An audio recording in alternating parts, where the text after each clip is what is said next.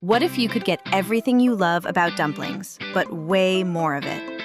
More filling, more wrapper, no folding, no pleating, no fuss. This is dumpling lasagna, and it's about to be your new weeknight obsession. We start with a hot wok. Garlic and ginger go in first. Let them sizzle until fragrant. Then, crumbled tofu, broken up into small pieces, is cooked until golden.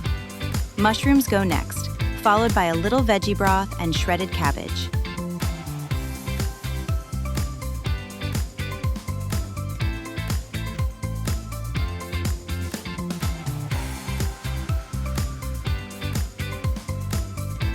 A touch of soy sauce, vinegar, maple syrup, and white pepper is then tossed together until the cabbage just wilts. That's your filling, and it smells incredible.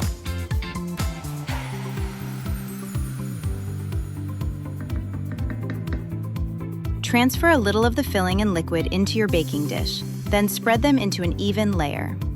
Now lay your wonton wrappers right on top, overlapping slightly to cover everything. Keep doing this until all the filling and liquid are used up.